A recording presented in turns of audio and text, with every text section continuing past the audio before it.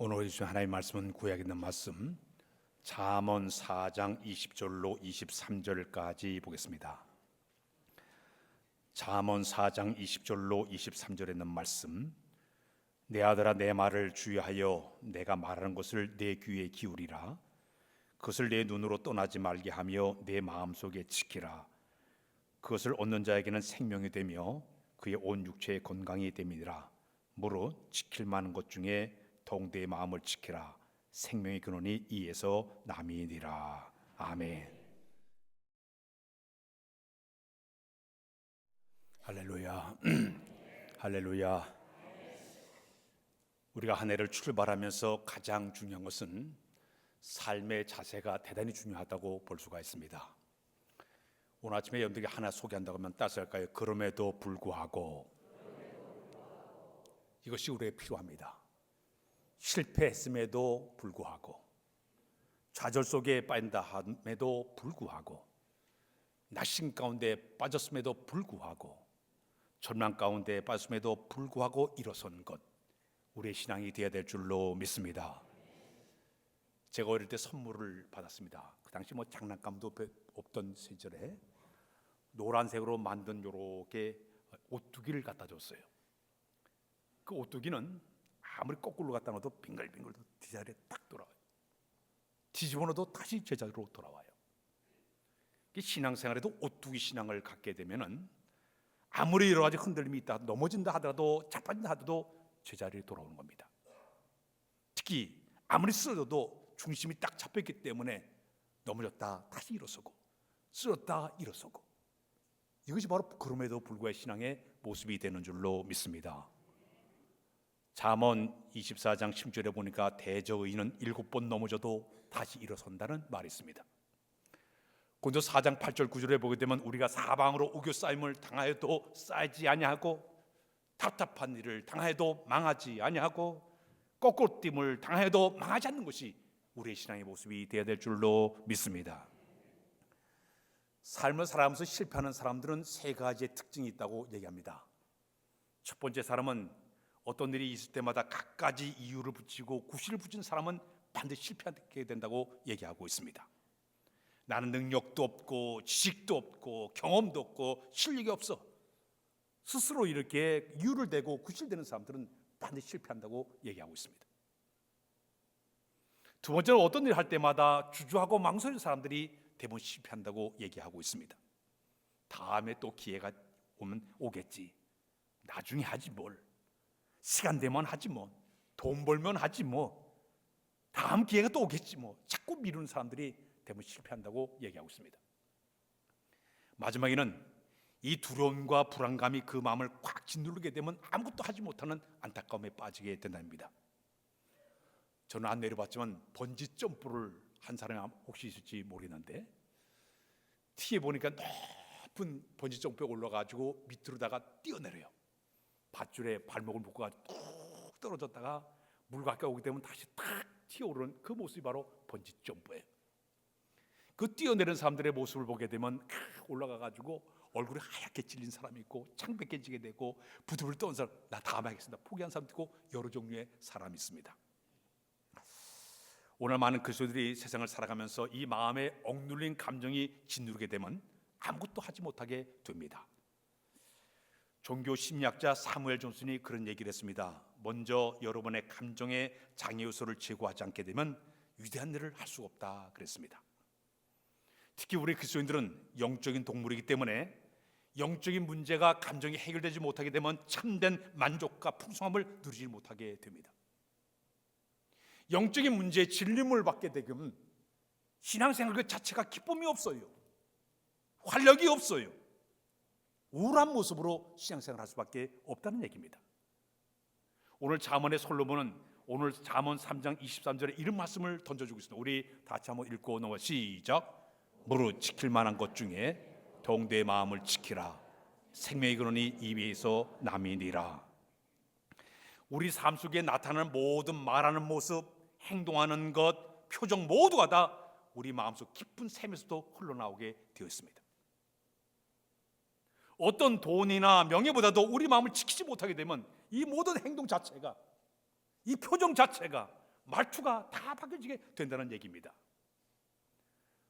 요즘 우리 한국에서 그런 책들이 많이 나와가지고 훈련하는 교회들이 많은데, 내적 감정을 치유하라, 상한 감정을 치유하라, 쓴뿌리를 제거하라, 이런 말들이 계속적으로 흘러나. 저도 쓴뿌리를 제거하는 훈련을 받기도 했는데, 이 쓴뿌리라는 얘기는 뭐냐? 과거에 내가 받았던 상처, 아픈 기억, 잘못된 신념이 그 마음을 지배하게 되면요, 반복적으로 여러 가지로 정서적으로 고통을 받게 되어지고, 특히 영적으로 묶임을 당하다 보니까 자유를 얻지 못한 사람들이 많이 있다는 얘기입니다. 기술적인 관점에서 볼 때 이 내적 치유를, 심적인 갈등을 뛰어넘어가지고 이게 치유받지 못하면 이것을 자기 자신에게도 손해가 되지만은 남들에게 상처를 주는 모습이 있다는 얘기입니다. 어떤 사람이냐? 성도들 모습을 겉으로 볼 때는 괜찮아 보이는데 내면 깊숙한 곳을 뚫어보게 되면 해결되지 못한 쓴뿌리, 내적 감정이 그대로 살아있는 사람들이 있습니다. 과거 어릴 때 자라나는 가정 가운데 부모로부터 받은 상처, 형제로부터 받은 상처, 이것이 강하게 자리다 보니까 뭐든 할 때마다 거절하는 이런 품성이 나타나게 되었습니다. 그리고 낮은 자존감 때문에 나는 가치없는 사람이야, 이 왜곡된 자상 때문에 모든 것을 하지 못하는 안타까움에 빠진 사람이 있습니다. 어릴 때 자라나면서 그런 감정을 살다 보니까 이것이 그의 모든 삶을 지배하고 있는 것이에요. 과거의 실수나 잘못 때문에 이걸 벗어나지 못하다 보니까 이 죄책감과 수치심 때문에, 자기 죄에 눌린 그보다 가책 때문에 신앙생활에 만족감을 갖지 못하고 행복을 누리는 사람이 있다는 얘기입니다. 또 하나는 용서하지 못하는 마음이에요. 저 사람에 대한 용서하지 못한 이 마음이 그 마음을 짓누르다 보니까, 이 속에 분노가 끓어오다 보니까 영적으로 엄청난 손해를 보는 사람들이 굉장히 많이 있다는 얘기입니다. 우리 인간의 어떤 상담, 심리적인 상담을 통해 치유받을 수 있는 길이 있겠지만서도, 특히 성경 말씀을 보게 되면 시편 140편 3절에 이런 말씀이 있는데 우리 한번 읽고 넘어가. 시작. 상심한 자들을 고치시며 그들의 상처를 싸매시는도다. 우리 하나님께서 이 아침에 이 자리에 오셨어. 우리 과거의 쓴뿌리, 상한 감정을 갖다가 성령께서 우리 마음을, 상처를 치유하게 되면 우리의 영적인 풍성한 삶을 살게 될 줄로 믿습니다. 자기만 고통받으면 괜찮아요. 남들에게까지 상처를 주기 때문에 빨리 치유의 역사가 일어나야 될 줄로 믿습니다. 몇 전에 제 아내와 함께 유튜브를 통해서 본 기억이 있습니다. 서울의 만락교회에, 성남의 만락교회의 김병삼 목사님에 대한 이야기입니다. 이 목사님 겉으로 볼 때 목회적 성공한 목사님이세요. CBS의 잘 먹고 잘 사는 법이라는 그 제목을 가지고 TV에도 나오는 위대하신 목사님이세요. 자, 그런데 이 목사님은 자기 딸이 이 자폐 장애인 딸을 두게 되었고요. 또 거기다가 갑자기 이 목사님이 겉으로 볼 때는 굉장히 성공적인 목사님이었는데 공황장애와 우울증 때문에 고통을 받게 됩니다. 어느 날 갑작스럽게 공포가 밀려오게 되고 신체적인 고통이 밀려와가지고 심장이 털떡하는 통증을 느끼면서 압박감에서 굉장히 괴로움을 당하게 됩니다. 호흡이 거칠어지고요, 가파지고 식은땀이 쫙 흐르게 되고 손발이 덜덜 떨릴 정도로 이 공황장애로 한 10분 20분 고통받고 그것도 싹 없었다가 또다시 그런 고통을 받기 시작을 했습니다. 한마디로 미칠 것 같은 그런 그 감정 가지고 이래 하루하루 살면서 처음에는 이 영적인 문제이기 때문에 내가 치유받겠다 기도도 많이 했습니다. 내가 믿음이 부족해서 그런가 보다 회개하면서 기도하면서 열심히 노력을 했습니다. 그런데 자기의 이 아픈 사실을 교인들에게 나타낼 수가 없었어요. 숨길 수밖에 없었어요. 내가 성공적인 목회를 했는데 교인들에게 내 이 모습을 바라보게 되면 어떻게 될까, 상처될까, 그래서 감정을 숨기면서 생활할 수밖에 없었습니다. 기도를 해도 해결되지 못해요. 찾아가서 의사의 도움을 받아서 약물 치료를 받기를 시작을 했습니다. 이 공황장애 투병을 거치면서 자기가 배운 것은 교인들의 아픔을 더 깊이 공감하는 것을 배우게 되었고, 또 하나는 내 힘으로 목회하는 것이 아니라 자기는 부족하지만 정말 하나님이 목회를 해야 되겠다, 이것을 저절로 입으로 고백하게 되었고, 자기는 완벽한 목회자가 아니라 부족한 목회자라는 것을 고백하게 되었다고 얘기했습니다. 그가 책을 썼습니다. 에세이집에 보게 되면 기다림은 길지만은 만남은 짧다는 에세이집을 내게 되었습니다. 겉으로 볼 때는 다 괜찮은 것 같지만은 속을 들여다보게 되면 이런 잘못된 감정 때문에 고통당한 사람들이 많이 있습니다. 성경을 보게 되면 감정 때문에 고통당한 사람들의 모습들이 곳곳에 나와 있습니다. 사무엘의 어머니 한나는 이제 그가 결혼해갔는데 자기가 자녀를 낳지를 못했습니다. 둘째 부인은 부인 나가 들었는데 둘째 부인은 아들을 낳았습니다. 근데 여기는 이 불이 나라는 이 둘째 부인이 자기를 갖다가 계속적으로 조롱하고 멸시하기 시작했습니다. 이 첫째 부인 한나의 마음속에 괴로움이 심했습니다. 이 멸시당한 이 고통, 이 수치스러움, 이 문제를 끌어안고 하나님 보러 나가게 되지 않습니까? 울면서 먹지도 못하고 기도합니다. 하나님, 제가 이 자신을 낳지 못한 이 안타까움을 내가 어떻게 문제를 해결합니까? 눈물 흘리면서 고백합니다. 그는 이런 고백을 하는, 저에게 자녀를 주시게 되면 이 아이를 갖다 내가 평생 머리에 삭돌 되지 않고 하나님께 드리겠다고 기도하게 되죠. 그때 그 한나의 그 마음의 그 아픈 상처를 보신 우리 하나님께서 그의 템을 들어가지고 아들을 낳게 만든 그 아들이 바로 사무엘이에요. 한나의 고통, 멸시와 그다음에 조롱당하는 그 모습 앞에 고통당하는 그 한나의 모습을 성경에서 이야기를 해주고 있습니다. 엘리야가 어떤 사람이었습니까? 하늘의 불을 끌어내리고 비를 끌어내는 위대한 선지자였습니다. 그런데 이 선지자가 어느 날 갑자기 이세벨이 그를 죽여 위협하게 되니까 순식간에 두려움과 무력감이 뚝 찾아오면서 번아웃됐습니다. 기운이 쫙 빠졌습니다. 그는 도망을 쳐가지고 노된나무 때 얼굴을 파묻고 차라리 하나님 저를 죽여주십시오, 차라리 죽여달라고. 그렇게 당당했던 사람이 하루아침에 번아웃 돼가지고 차라리 하나님 저를 죽여달라고 고통 가운데 우울감에 빠졌던 우리가 엘리야의 모습을 볼 수가 있지 않습니까?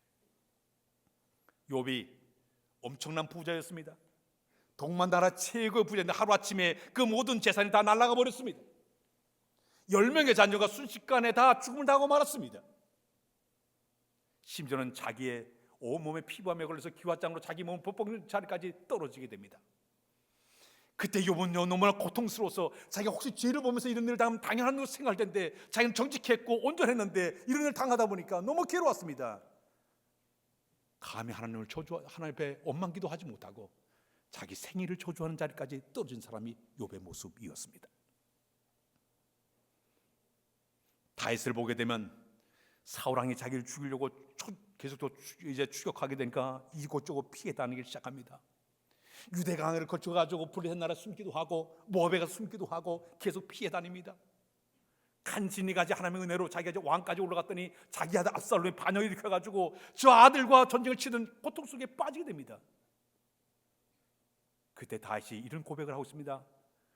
내가 얼마나 하나님 옆에 고통스러운지 내 눈물이 주야로 내 음식이 되었다. 눈물로 침상을 적시고 있습니다. 심지어는 내 뼈가 새할 정도로 고통당한 사람이 바로 다윗의 모습이었습니다. 이처럼 우리의 삶 가운데는 여러 가지 사건들을 통해 가지고 우리의 마음에 짓누르는 이 고통, 불안, 이 모든 것들이 우리 마음을 짓누를 때 과연 이 문제를 우리가 어떻게 해결을 해나가야 될까요? 심리학자 폴 에크라는 분이 우리 사람들의 마음속에 감정들이 굉장히 많았지만 함축하게 되면 6가지 감정을 가지고 사람들이 살고 있다고 표현했습니다. 그 첫 번째가 기쁨이에요. 만족감과 즐거움과 희열 때문에 오는 기쁨이 있고요. 두 번째가 바로 슬픔이에요. 잃어버린 상실에 대한 슬픔, 애로움에 대한 슬픔, 우울증으로 오는 슬픔이 있다고 표현했습니다. 네 번째는 분노예요. 적개심 때문에, 짜증 때문에, 불만 때문에 오는 이런 사람들의 분노가 있다고 얘기했습니다. 네 번째는 공포예요. 위협에 대한 불안과 두려움 때문에 오는 공포가 우리 마음속에 있다고 얘기했습니다. 다섯 번째는 혐오감이에요. 거부감, 메스껍고 강한 불쾌감을 느끼는 이 혐오스러운 마음을 우리 마음에 갖고 있다고 얘기했습니다. 마지막이 바로 놀람이라고 표현하면서 예기치 못한 일에 대한 놀람 때문에 사람들이 이 6가지 감정을 갈고 살고 있지만은 더 깊숙이 들어가면 27개의 감정이 있다고 얘기합니다. 자부심, 수치심, 질투, 안도, 지루함, 연민, 황홀, 여러 가지 우리의 감정들이 있다고 얘기합니다. 자, 그런데 우리가 신앙생활 해도요, 이 감정을 우리의 마음으로 다스릴 길이 없습니다. 저도 목회자지만 목회자가 감정을 어떻게 다스리겠습니까? 어려워요. 자, 그런데 우리가 신앙생활하면서 우리의 모든 감정을 다스리는 비결은 하나밖에 없습니다. 첫 번째는 하나님이 그 영혼을 사랑해 줘야 가능한 줄로 믿습니다. 두 번째는 성령이 그 마음을 지배해야 가능합니다. 특히 성령님이 우리 마음을 지배하시게 되면 우리에게 준 선물이 세 가지가 있는데, 첫 번째가 뭔지 아십니까? 따스할까요? 기쁨. 지난주에 제가 여러분들 지난주에 설교를 했습니다. 믿음의 사람들이 신앙생활하면서 자기의 믿음을 사람들에게 표현하는 방법이 세 가지 있다고 소개하고 있습니다. 첫 번째, 말을 딱 들으면 이 사람 믿음의 사람이로구나. 행동, 걸음걸이나 모든 것도 딱 봐도 믿음의 사람이로구나. 마지막이 뭔지 아십니까? 감정이에요. 그가 감정을 표출할 때 이 사람이 믿음의 사람이다, 믿음이 없는 사람 표현하게 되는 것이에요. 그런데 성령님이 우리 마음을 지배하시게 되면 이 거룩한 믿음을 통해서 첫 번째 나타나는 모습이 바로 기쁨이에요. 기쁨은 성도들의 이건 등록상표입니다. 성경 말씀 가운데 빌립보서 4장 4절 한번 읽고 넘어 시작. 주 안에서 항상 기뻐하라. 내가 다시 말하노니 기뻐하라. 로마서 14장 17절에 또 말씀 시작. 하나님의 나라는 먹는 마시는 것이 아니요 오직 성령 안에 있는 의와 평강과 희락이라. 또 하나 봅니다. 이 말씀인데, 자, 이 두 가지 보면 주 안에서 기뻐하는 것. 자, 그런데 성령께서 우리에게 주신 이 강력한 이 지배를 통해서 얻어진 이 기쁨은 세상이 알지 못하는 기쁨이에요. 그렇다면 지금도 설교를 지난번에 해왔지만은 기쁨을 보게 되면 세 가지의 기쁨이 있습니다. 첫 번째 기쁨은 1차원적인 기쁨이에요. 이 1차적인 기쁨은 육체적인 물질적인 기쁨이 바로 1차원적인 기쁨입니다. 내가 돈을 많이 벌을 때 오는 기쁨이에요. 내가 세상적으로 출세할 때 오는 기쁨이에요. 내가 술 마시고 노래하고 춤을 출 때 오는 기쁨이에요. 맛있는 음식을 먹을 때 오는 기쁨을 갖다가 1차원적인 육체적인 물질적인 기쁨이라고 얘기합니다. 근데 이 기쁨은 단점이 하나 있어요. 먹을 때는 굉장히 기쁘지만 순간적인 기쁨이 먹고 나면 사라져버립니다. 술 마실 때는 기분 좋고 춤도 추고 노래 불렀지만은 다음날 되면 깨게 되면 속이 쓰려가지고 그냥 아이고 배 아파, 아이고 배고 그래요. 새 집에 처음에 늘 기쁘지만 시간이 흘러가면 그 집도 다 이제 그 기쁨 잃어버려요. 차 처음 사게 되면 기쁘지만 시간이 흘러가면 다 그 기쁨 잃어버려요. 새 옷을 살 때는 기쁘지만 시간이 흘러가면 유행진하게 되면 다 기쁨 잃어버려요. 이건 일차원적인 기쁨, 육체적인 하나의 기쁨의 모습입니다. 두 번째 2차원적인 기쁨이 있습니다. 이 기쁨은 따스할까요? 정치적 문화적 기쁨. 이거는 문화를 창조해서 얻어지는 기쁨입니다. 이거는 물질적인 기쁨은 한 단계 높은 기쁨이에요. 작곡가가 노래를 만든 다음에 사람들이 그 노래를 불러줄 때 오는 기쁨이에요. 미소가 자기 그림을 그려놓고 사람들 감상할 때 오는 기쁨이에요. 조각가가 조각품을 만들어 놓고 모든 사람들이 바라볼 때 오는 그 기쁨이에요. 그래서 이 기쁨은 그래도 저 물질적인 기쁨보다는 조금 오래 가요. 그래서 우리말 인생은 짧지만 예술은 길다고 얘기하고 있습니다. 저 미켈란젤로가 모차르트가 다 세상 떠났지만은 그들이 부른 모든 노래가 지금 부르면서 기쁨이 있어요. 그들의 그림을 지금 보면서 우리가 기뻐하고 있습니다. 이것이 2단계의 정신적 문화적인 기쁨이에요. 마지막 세 번째 기쁨이 있습니다. 따스할까요? 영적인 기쁨. 이 기쁨을 카라의 기쁨이라고 얘기하고 있습니다. 이 기쁨은 환경에 전혀 영향을 받지 않는 기쁨이에요. 일시적이고 차는 기쁨이 아니라 영원히 샘솟는 기쁨이에요. 비록 세상적인 조건과 환경에 맞지 않는다 그럼에도 불구하고 내 마음속 기쁜 곳에서는 내가 알지 못하는 기쁨이 펑펑 솟아오르는 것, 이것은 바로 영적인 기쁨이 되는 줄로 믿습니다. 근데 이 기쁨은 그냥 주어지는 것이 아니라 믿음 안에 온전히 섰을 때 이 기쁨이 주어지게 되는 것이고 주 안에 있을 때 가능한 줄로 믿습니다.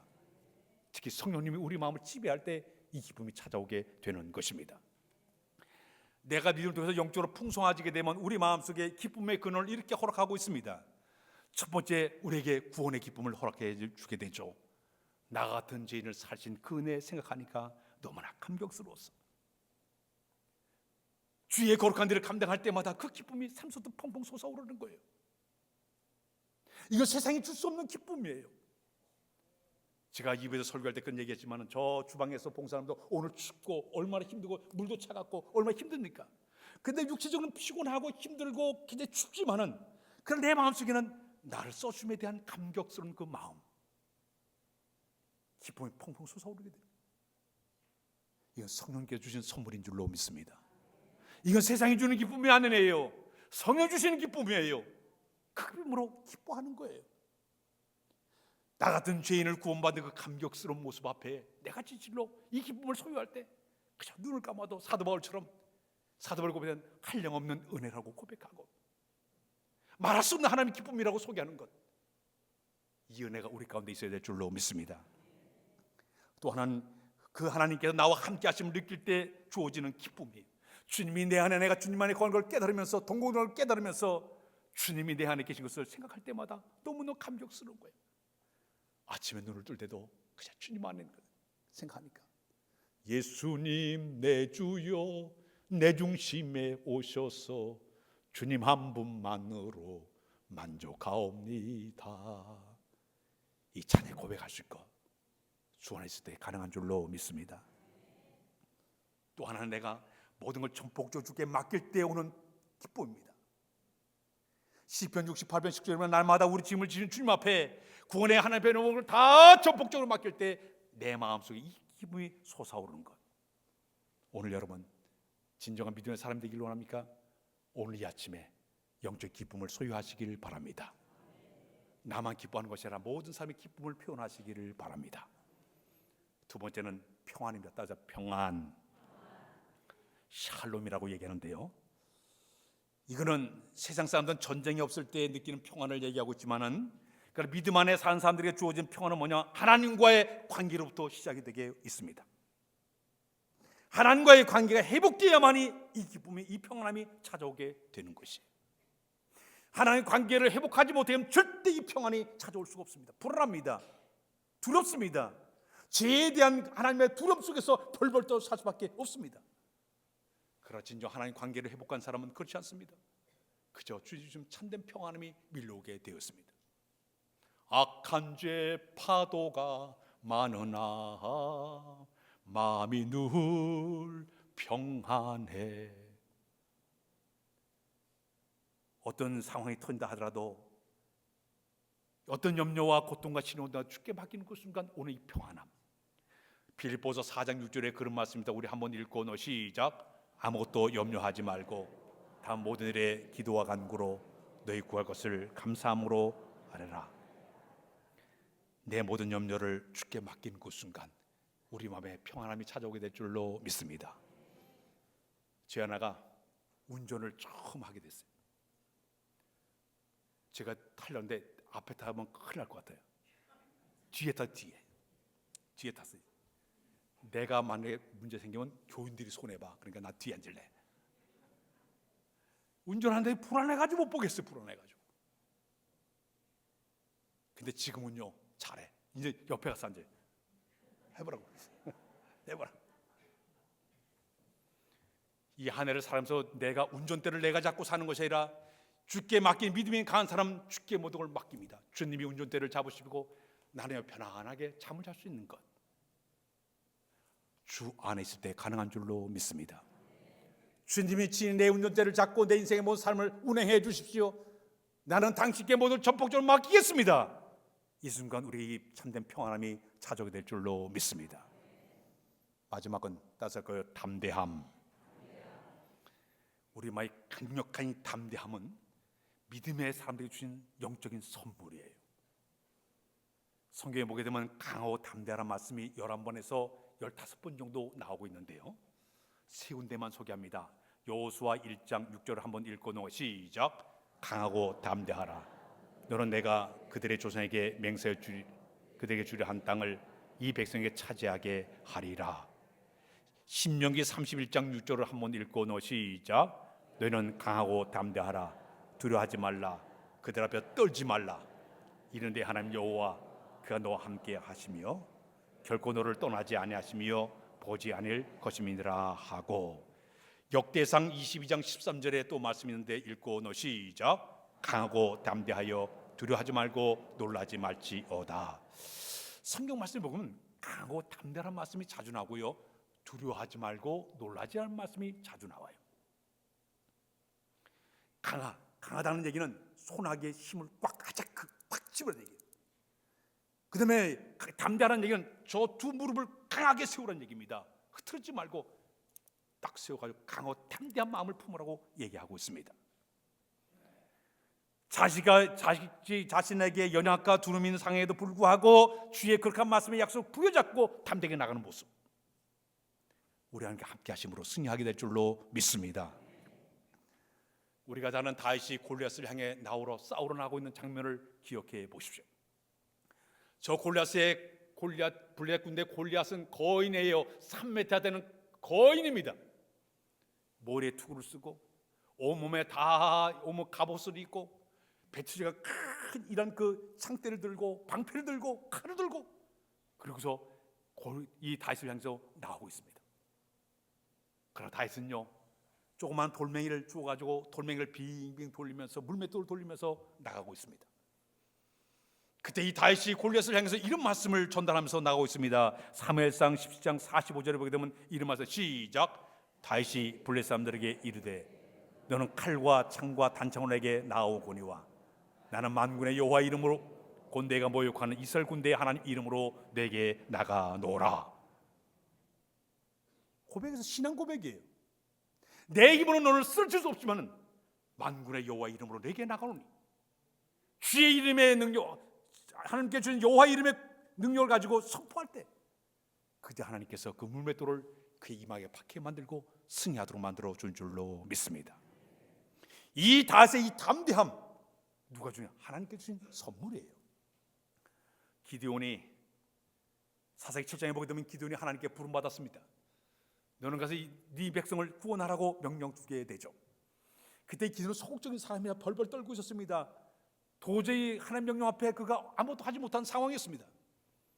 그러나 하나님께서 내가 너 함께 할 테니 나가서 싸우라고 명령을 내립니다. 그때 기드온이 나가겠다 싸우겠다고 하니까 32,000명의 사람들이 몰려들었는데 하나님 그 군사 너무 많다는 얘기예요. 다 추려가지고 집으로 다 돌려보내고 마지막에 300명밖에 남지를 않았습니다. 이 300명을 데리고 나가서 싸우라는 얘기예요. 그는 전쟁에 대한 어떤 무기를 준비하지 않았습니다. 항아리에다가 횃불을 들고 나팔만 가지고 나가서 싸우게 됩니다. 300명의 용사들이 그들이 항아리를 깨뜨리며 횃불을 높이 들고 나팔을 불어서 여호와를 위하라, 기도를 위하라 소리치게 되니까 지네끼리 싸우는 거예요, 미디안 군들이. 그리고 완전히 그 전쟁을 승리하게 만들어주게 됩니다. 이 담대함은 사람이 만든 것이 아니라 하나님께서 줄 때 가능한 줄로 믿습니다. 성경을 보게 되면 자기의 감정을 다시 못해가지고 스스로 무너지고 실패한 사람들이 곳곳에 많이 나와 있습니다.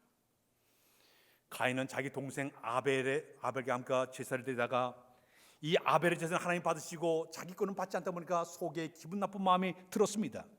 성경 표현대로 하게 되면 그가 몹시 분하여 안색이 변했다고 표현하고 있습니다. 이 질투심과 이 기분 나쁜 마음이 점점 커지기 시작하더니 자기 동생 아벨을 돌로 쳐 죽여버리고 맙니다. 인류 최초의 살인자가 되고 말았어요. 이 질투심이, 이 시기심이 그 마음을 지배하니까 살인자로 변해버리고 말았습니다. 에서는 순간적인 욕심과 조급함 때문에 창세기 25장에 되면 자기 장제의 명분을 가볍게 여겨가지고 다시 자기 동생에게 밧줄 한 그릇 팔아 넘기고 있습니다. 훗날 자기가 후회한들 아무런 소용이 없었습니다. 장제의 명을 뺏긴 사람이 바로 에서였습니다. 순간적인 욕심과 조급함 때문에. 민수기 20장에 보게 되면 모세 이야기가 나오고 있습니다. 백성들이 물 달라고 하니까 속에서 화가 치밀어서 그 옛날 하나님께서 저기서 하나님께 물을 먹여줬는데 또다시 물 달라고 야단보석하니까 승질이 났습니다. 우리 하나님께 반드시 그 반석을 내가 명령을 내려가지고 물을 나오게 만들어 명령을 했는데 모세는 이 속에 분노를 참지를 못했습니다. 반석을 땅땅 2번 치게 됩니다. 물은 나왔지만은 우리 하나님께서 모세에게 너는 내 분노를 다시 못했기 때문에 그는 가나안 땅에 들어가지 못해요. 한순간 내 분노를 참지 못해서 가나안 땅에 들어가지 못하는 끔찍한 일을 당한 사람이 모세입니다. 사무엘상 15장에서 18장 사이에 보게 되면 우리가 잘 아는 사울왕의 모습이 나오십니다. 이 두려움과 질투심이 강한 사람이었습니다. 하나님 말씀 못하는 백성의 눈치를 보면서 질투심에 의해 가지고 다윗을 미워하기 시작하더니 근데 그것 때문에 다윗을 쫓아다니다가 근데 하나님께 버림을 당하게 되었고 왕권을 잃어버리게 되었고 스스로 칼에 엎어져서 자살한 사람이 바로 사울 왕이 되었습니다. 자기 감정을 다스리지 못한 이유입니다.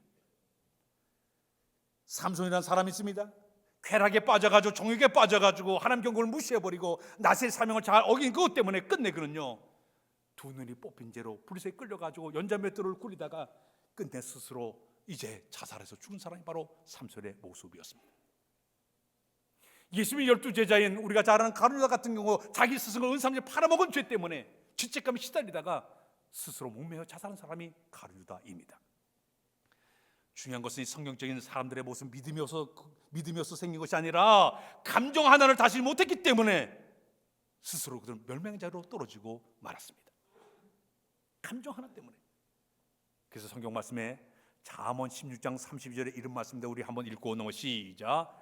노하기를 도대한 자는 용사보다 낫고 자기의 마음을 다스린 자는 성을 뺀 자보다 나으니라. 우리의 감정을 다스리는 것도 은혜인 줄로 믿습니다. 하나만 얘기것을 맺습니다. 코리 텐붐이라는 여사가 계신데요. 이분은 기독교 작가이면서도 강연을 다녔던 위대한 인물입니다. 이번 네덜란드 하늘렘에서 아주 경건한 기독교 가정에서 태어나게 되었습니다. 아버지는 시계를 수리하는 수리공이었습니다.